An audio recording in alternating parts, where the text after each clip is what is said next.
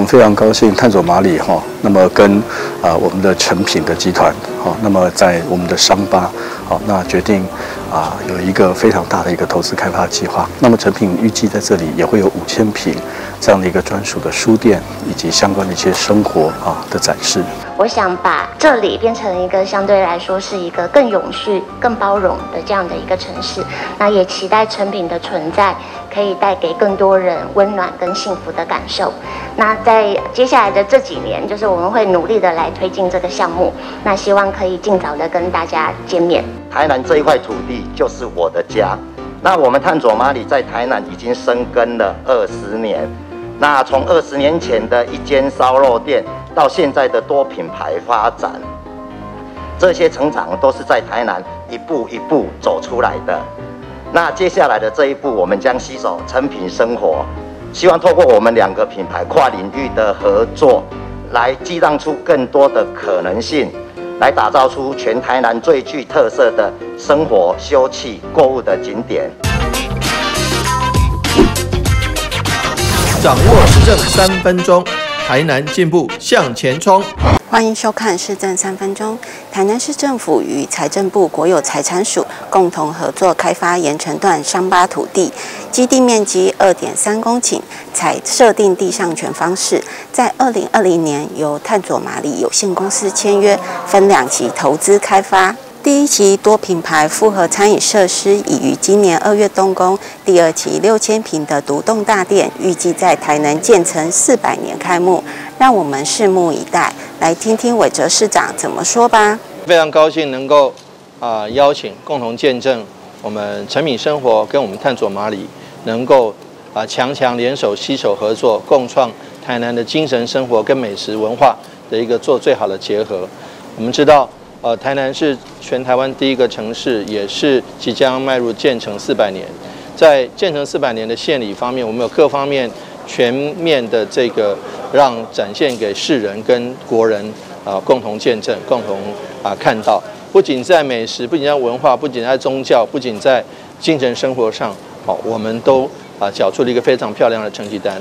我们今天非常感谢，也非常乐于见到我们有很多好的一个企业在台南能够深耕茁壮发展，更期待看到他们能够彼此携手合作，1+1远大于2的这样的一个发展，能够共创台南的未来。成品我们都知道是国内，而且已经是跨出享誉国际的一个非常重要的品牌。探索马里也是一个在地对于台南美食文化做一个新的诠释的一个品牌。我们希望说借着这样的一个结合，能够让台南更被台湾以及更被国际所看见。接下来请收看中嘉新闻。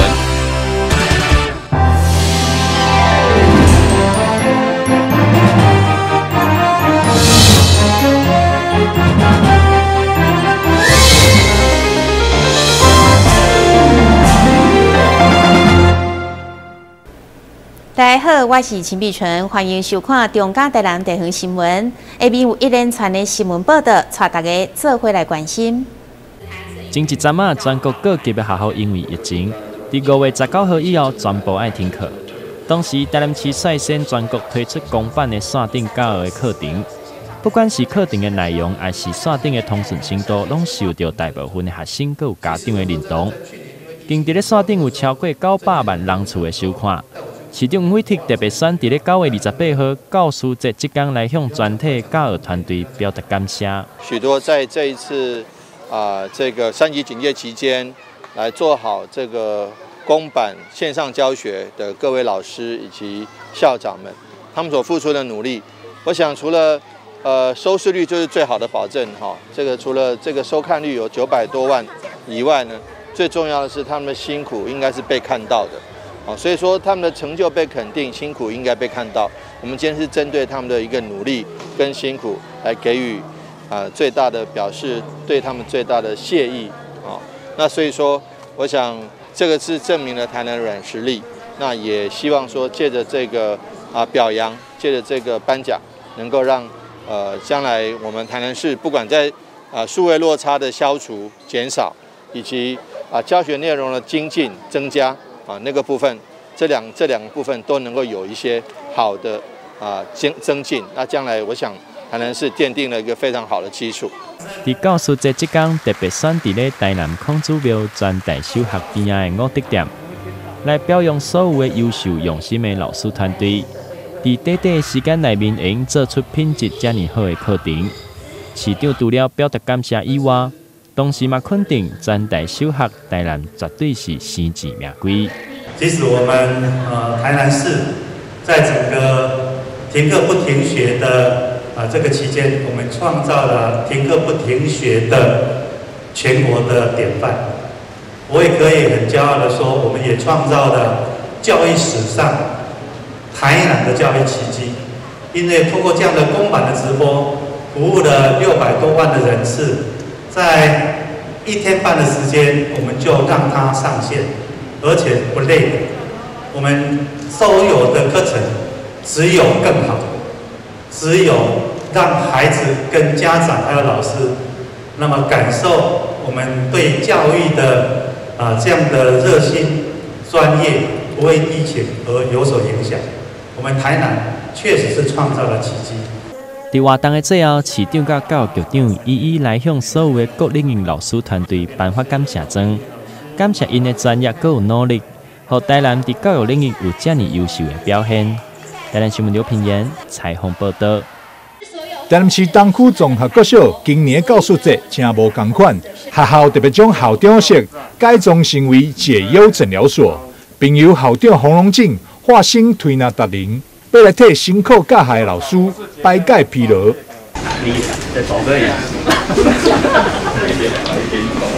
今天刚好是教师节，那教师节已经很久没有放假哈。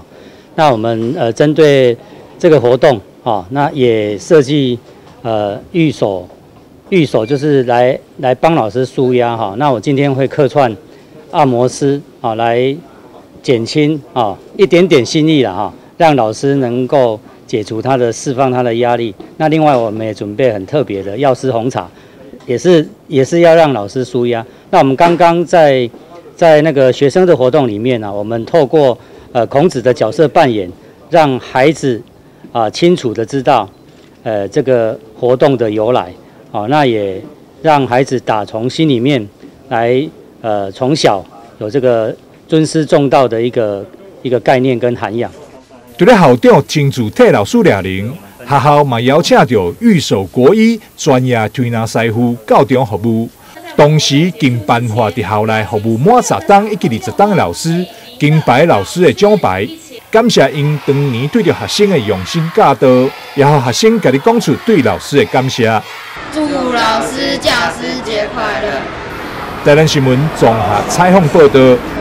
为了加强救灾无线电的通讯有时隔等问题，嘛为救灾人员的抢救来把关。议员陈丁上午伫上交的业务报告当中，要求一定要加强无线电品质的管控，除了保障消防人员的安全，对着大楼主体防火管理嘛加一定保障。这个无线电常常有故障的情形后来也导致这个无线电的故障，导致这个可能消防员因此丧失性命我想知道说，以我们台南市这边我们对于这个无线电的部分我们是不是都有一直去强化跟改进？是不是让我们所有的消防员都一定可以有最安全，然后绝对没有问题的这个无线电？跟议员报告其实我们每年都投入很多钱在改善无线电，那现在所有的无线电都是新的。是，我们现在是最新的，都是最新的而且保证每一位消防员手上的都是。而且我们的频道呢，也跟 NCC 又多申请出来。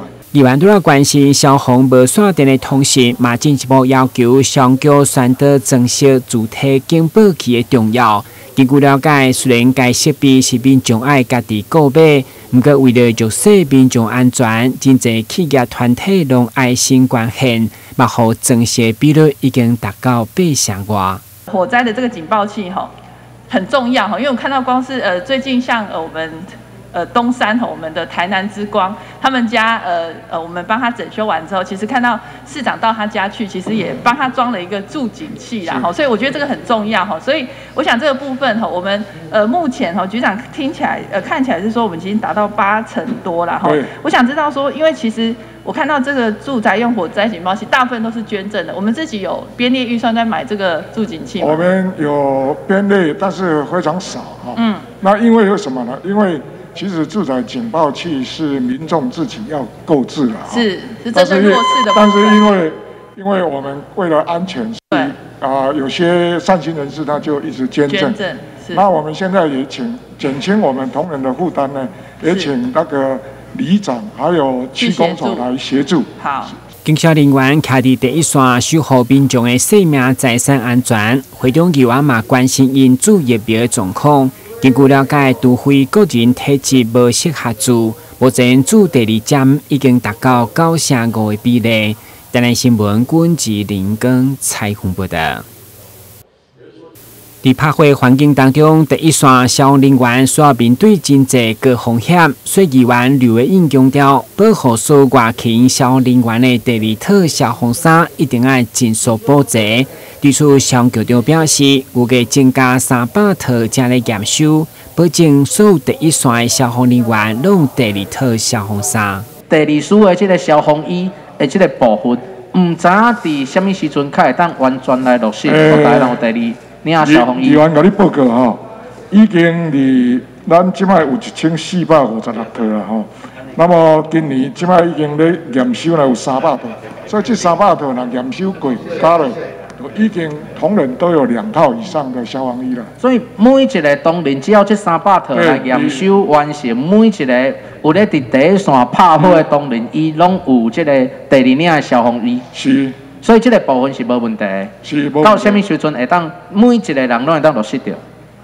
应该是若验收顺利，应该是10月底进行啦。接续议员嘛关心相关消防救灾器材安全甲适应，对此消防局长强调，目前消防局已经设立救灾装备的检测实验室，有任何问题马上检测维修，来确保消防安全。氧气瓶、氧气罩。恁在偌久检查一道？完全每个月拢有咧检查啦。每个月拢有检查。我们自己有检测中心，检测到有问题，我们就立刻维修。好，所以这个部分吼，特别爱拜托到咱的这个李局长吼，爱来照顾到咱第一线拍火，咱这兄弟姊妹吼，或者所有的人性命的安全，因为每一个人，伊拢是为着咱的社会家庭咧付出，伊家己勇敢。而这个拍火的经验啦吼，所以这个部分爱特别来拜托局长。伫警察局业务报告当中，议员嘛认为警察局长方扬林就任以后，伫基层环境的升迁甲奖赏处罚部分，一直备受争议，要求检讨。台南新闻阮志林跟采访报道。议员蔡辉伫警察局的业务质询，以心事写人在歌曲来透露伊的心声。原来108年12月中选举期间，伫国民党后壁党部发生了炸弹攻击事件，结果攻击嫌犯109年伫看守所死亡一案。议员认为代志并无单纯，不过警方对案情的侦办方向甲进度拢无任何交代，对于嘛无关心慰问，相当无奈。再次将旧案压出来，质疑敢是办拿无办理。蔡委员，你用早无死哦，作危险的无，这当然甲你无关的。有啥甲关心无讲？啥甲关心啦？有甲报告进度无啦？有甲讲这两行伫甲互咩苦无啦？有人甲慰问无啦？有甲讲进度，有人甲讲要甲炸死迄个人。当然啦，伊甲你解说哦，甲你关心，你的程度可能无互你感觉你会满意。啥甲讲啊？这阮检讨改进。先啊，是啦。事情嘛是有甲你报告啦，案情嘛拢甲你说明啦。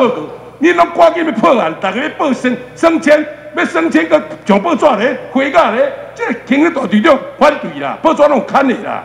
议员会长虽然不满干警方的处理，不过对着本局长个人上任的表现，则是相当肯定，甚至预测伊未来会高升台北市警察局长，或者是警政署长。对此，本局长表示，伊就是做好台北市警察局长的任务，无任何想法。台南新闻阮志林跟采访报道。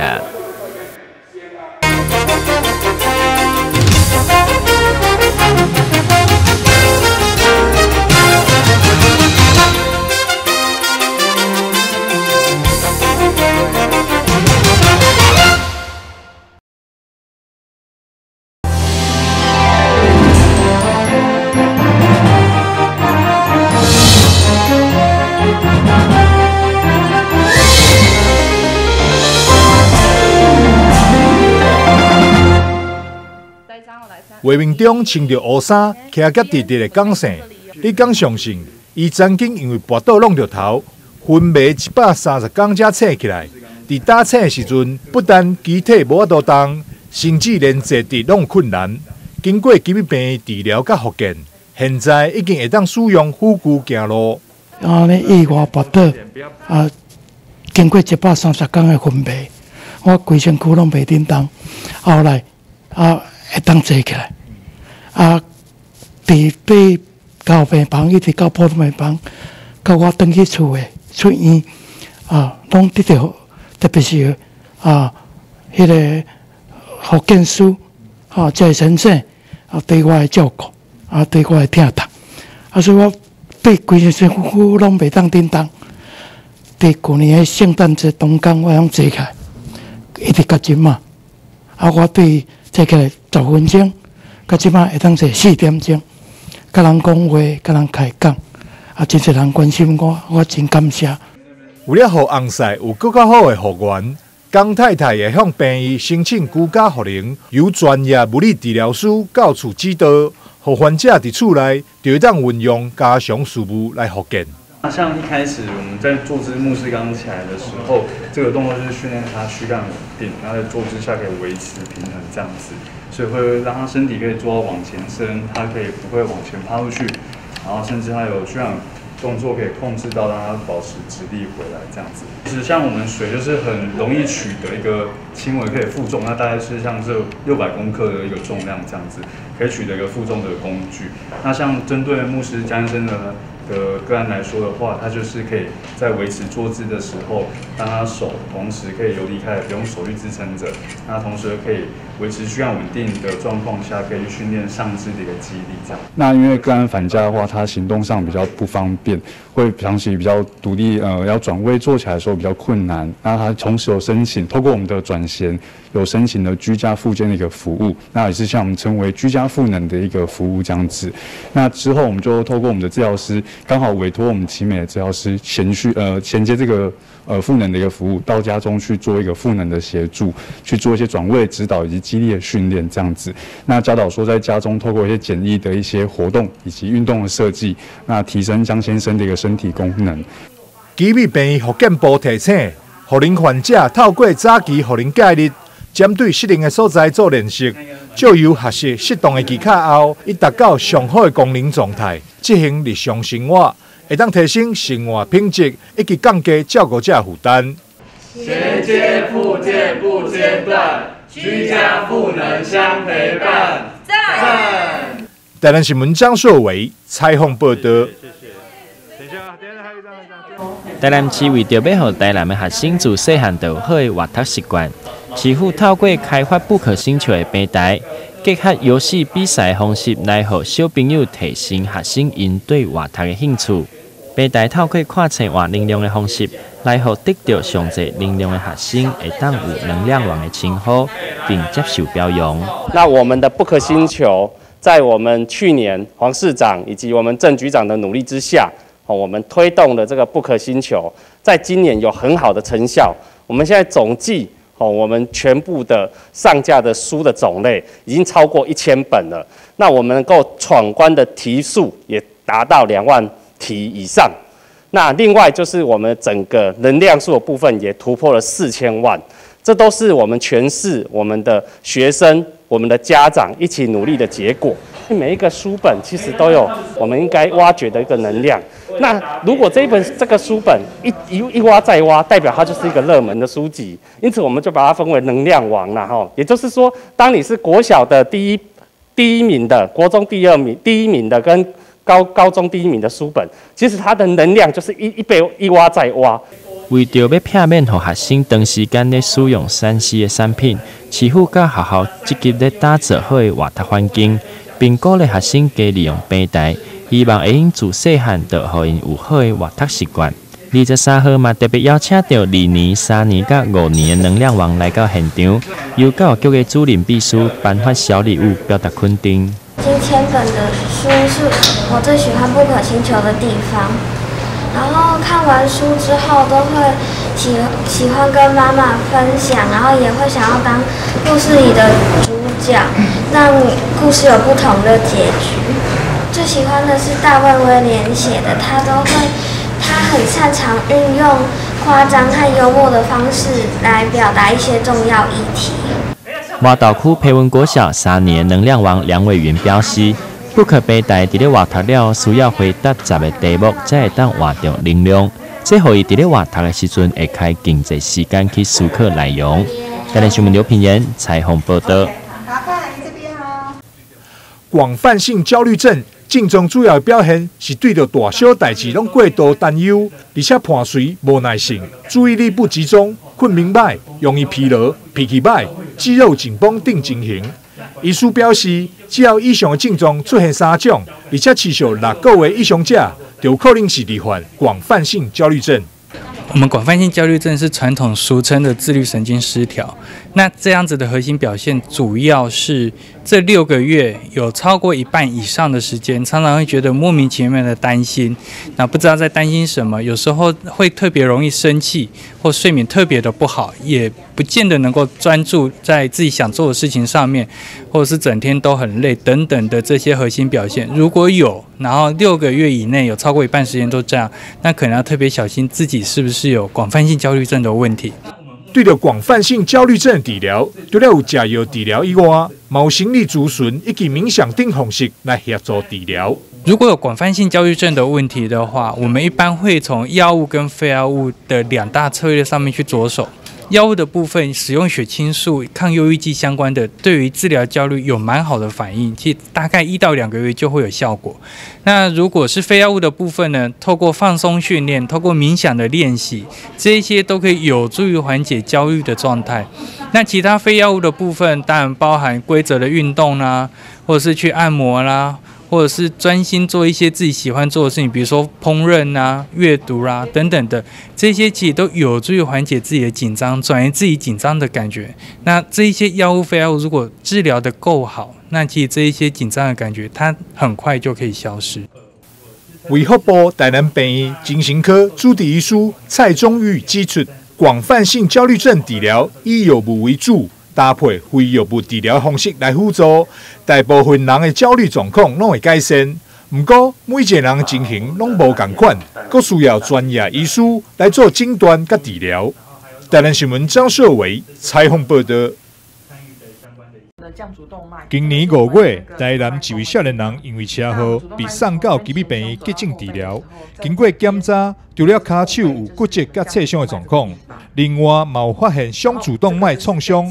医生烦恼伤者主动脉破损会危及性命，紧急为进行心脏血管外科手术，顺利救回性命。一般在外伤的情况之下，所有的器官都是有可能会因为巨大的外力而造成受伤。那胸主动脉也是我们身体的一个很重大的器官，那它的确也有可能在巨大外力的撞击之下，它本身有一个加速减速的情况，导致它有一个血管内膜的一个受伤的情况。好，那当然它也有分4个等级。那么一般来讲，目前的美国医学会建议2到4级是需要做进一步的处理的，好，不然免得它真的将来发现甲状腺动脉瘤甚至直接破裂的时候，病人会直接死亡。胸主动脉的创伤是目前已经统计所知道的胸部创伤里面的第2高的死亡率。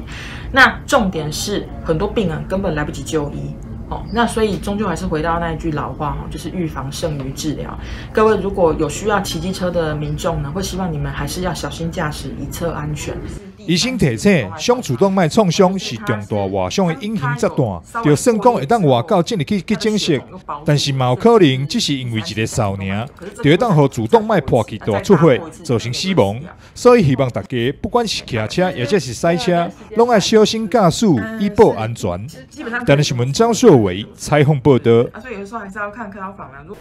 感谢你收看中嘉台南地方新闻，我是秦美纯，咱再会。